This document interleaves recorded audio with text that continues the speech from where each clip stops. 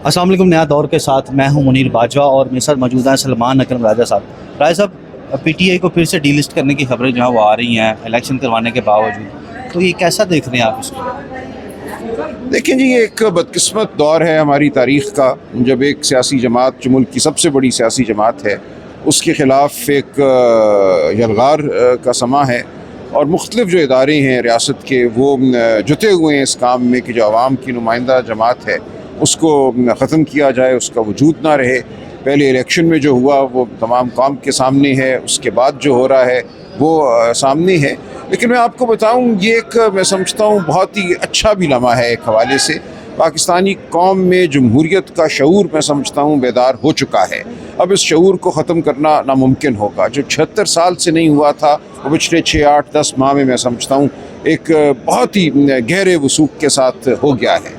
और अब जमहूरियत आप देखेंगे इस मुल्क में परवान चढ़ेगी। इस मुल्क में जो ताकतें आवाम को हीच समझती हैं, आवाम की आवाज़ को सल्ब करना चाहती हैं, वो देखेंगी कि वो शिकस्त ही उनका मुकद्दर होगी। राजा साहब, आपकी पिटीशन पे ट्रिब्यूनल्स का ऑर्डर हुआ और दूसरी तरफ ऑर्डिनेंस आ गया जी, उसी पिटीशन के जवाब में उन्होंने ऑर्डिनेंस जारी किया ना। देखिए, उस ऑर्डिनेंस को भी अब हम अदालत में चैलेंज कर रहे हैं और मुझे ख़ासी उम्मीद है कि वो, चूँकि कतई तौर पे गैर आइनी ऑर्डिनेंस है, अदालत हमें वहाँ भी रिलीफ देगी। लेकिन देखिए, इलेक्शन कमीशन की नीयत ठीक होनी चाहिए, इदारों की नीयत ठीक होनी चाहिए, लेकिन बहरहाल हम लड़ते रहेंगे।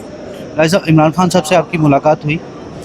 जी, मेरी कोई 2-2.5 हफ्तों से तो नहीं हुई, बीच में मुल्क से बाहर भी था, तो होगी लेकिन अनकरीब इंशाअल्लाह। तो कोई पैगाम आपके लिए वहाँ से आया हो? जी, पैगाम तो उनका सब के लिए यही है कि तैयार रहो, डटे रहो, जद्दोजहद के लिए भी तैयार रहो। तो ये हमें सब कुछ करना होगा, आइनी सतह पे, कानूनी सतह पे, सियासी सतह पे हम करते रहेंगे। राजा साहब, लाहौर में ये सुनने में आ रहा है कि पार्टी को दोबारा से मुतहर्रिक करने और जल्द से जुलूस और करने के जो है वो टास्क दिया गया है, इससे क्या अगराज़ व मकासद हो सकते हैं? ये देखिए, एक सियासी अमल है जो आइनी हक है हर जमात का, हर फर्द का।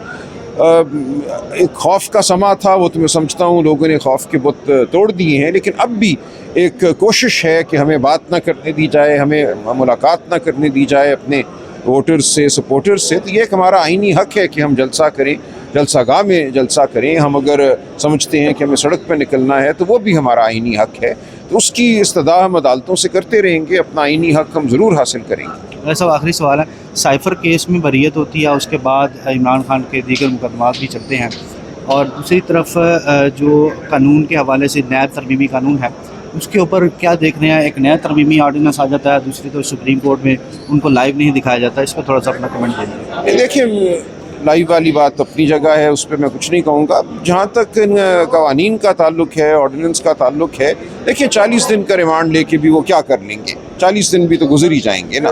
15 दिन हो या 40 दिन हो, गलत है, इसको भी चैलेंज किया जाएगा मेरा ख्याल है।